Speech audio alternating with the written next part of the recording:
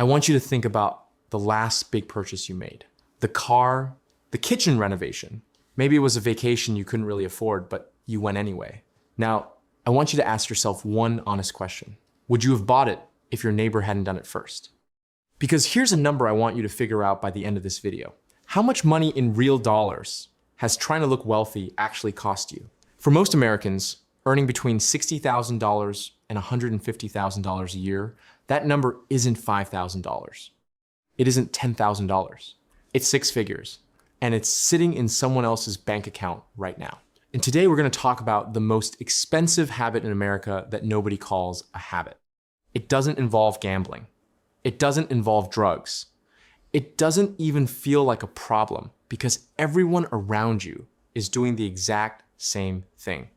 By the end of this video, you're going to understand why two people can earn identical salaries and end up in completely different financial universes by age 60. You're going to see the actual math. And if you're willing to be honest with yourself, you might recognize your own spending in what I'm about to show you. This isn't about shame. It's about waking up. Let's get into it. Let me introduce you to two people. The first is a guy I'll call Derek. Derek is 42. He's an operations director at a mid-sized company. He makes $145,000 a year. He drives a leased Audi A6. His house has been renovated twice in the last 7 years. New kitchen, new master bath. His kids are in club sports. His wife has a BMW. From the outside, Derek looks like money. His net worth, $87,000. At 42, he's not behind because he earns too little. He's behind because he's been spending to perform wealth rather than build it. Now meet the other neighbor. I'll call him Alan. Alan is 46. He's a middle school vice principal. He makes $91,000. He drives a 2013 Toyota Camry with 140,000 miles on it. His house is paid off, a modest 3-bedroom in a decent neighborhood. He doesn't wear luxury brands. He doesn't take Instagram-worthy vacations. Alan's net worth? He's a quiet millionaire. You'd never know. Here's the question that should make you uncomfortable. Which one of them do you look more like from the outside? And more importantly, which one do you want to look like from the inside? Here's what's happening to Derek and to millions of people like him. In 1949, an economist named James Dusenberry published something called the relative income hypothesis.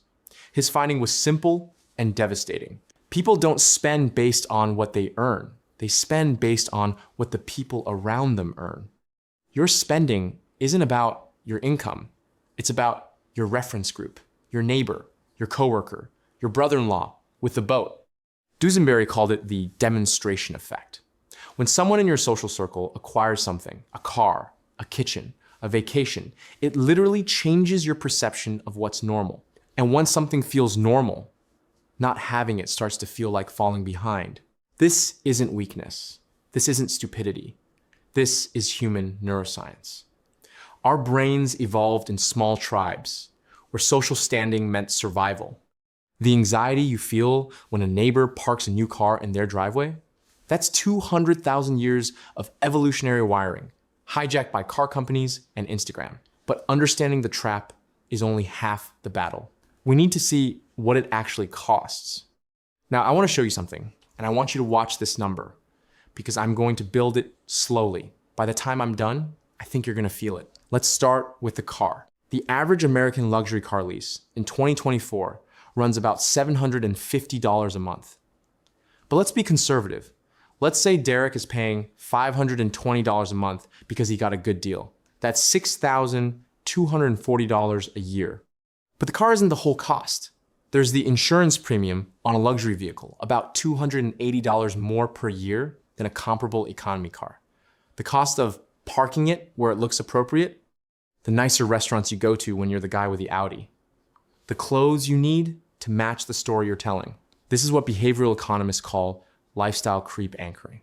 The flagship purchase, the car, pulls everything around it upward. Let's say the total status spend connected to the vehicle is $650 a month. Now let's say Derek had invested that $650 instead, starting at age 32 at a modest 7% return for 30 years. Pull up a calculator and run this. $650 a month, 7% annual return. 30 years. That's $787,000. Not from a side hustle, not from a raise, not from a business, from not leasing an Audi. Now run the number for everything else Derek is performing. The renovations nobody needed. The vacations sized to impress. The club memberships for a lot of people in Derek's income range.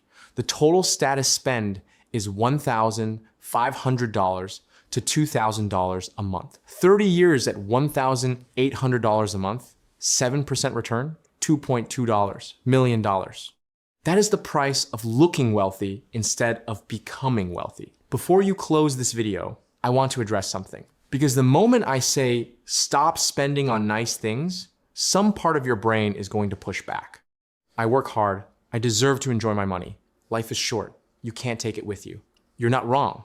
This is not an argument for living like a monk. Alan, our quiet millionaire, he spends money. He just spends it on things that are genuinely his things. He wants because he wants them, not because he's responding to someone else's choices. The question isn't whether to spend. The question is, who are you spending for? If you remove the social audience, if nobody would ever see it, photograph it, or know about it, would you still buy it? That one question will tell you more about your finances than any budget spreadsheet. Here's what makes comparison spending so dangerous. It has no finish line. Every time you match what your reference group is doing, they move, they upgrade, they renovate, they book a better trip, and you feel the pull again. Psychologists call this the hedonic treadmill. You run to catch up, and the finish line moves. The treadmill never stops. Derek isn't losing because he's bad with money. Derek is losing because he's playing a game that cannot be won. Alan isn't winning because he's a miser. Alan is winning because he opted out of the game entirely. He shifted his reference group, the people he mentally compares himself to, from his neighbors and colleagues to his future self. When Alan thinks about buying something, he asks, will 65-year-old me be glad I did this or glad I didn't? That's it. That's the whole system. I want to be real with you for a second. If you're 45 years old and you've been spending like Derek for the last 15 years, I'm not going to sugarcoat this. That money is gone. You can't get it back. But here's what I need you to hear. The next 15 years are identical to the last 15. Same math, same compounding, same choice. The only difference is that now you know what you're doing. The worst financial decision isn't the one you made at 32. It's the one you make at 45 when you already know better. You are not too late. But you don't have the luxury of waiting another decade to take this seriously. Here's what I want you to do this week. Just 3 things. Step 1, calculate your status number. Go through your last 3 months of bank and credit card statements. Highlight every purchase where social comparison, even subconsciously, was a factor. Add it up. Don't judge it yet. Just see the number. Step 2, ask the Alan question. For every discretionary purchase over $200 in the next 30 days, ask, if nobody would ever know I bought this, would I still buy it? If the answer is no, you have your answer. Step 3, redirect one status purchase. Just one. Take the monthly amount you'd spend on it and automate it into an index fund or retirement account. Run the 3-0-year compound math. Print it out. Put it somewhere you can see it. You don't need a complete financial overhaul. You need one conscious decision, repeated. Derek and Alan live 3 streets apart. They'll both retire eventually. Derek will likely work until 67, then downsize, then worry about whether the money runs out. Alan will likely retire at 58, travel when he wants, and spend the rest of his life doing whatever he chooses. The difference between them isn't intelligence. It's not even discipline. It's the question they ask themselves every time they spent money. Derek asked, what will people think? Alan asked, what do I actually want? One question builds a life. The other one builds a performance. Which question are you asking? I want to hear from you in the comments right now. Tell me honestly, what's one thing you've bought in the last year that was at least partially for someone else's eyes? No judgment, I've done it too. Let's be honest together. And if this video gave you something real to think about, subscribe, because in the next video, we're going to talk about what the quiet millionaires actually spend their money on.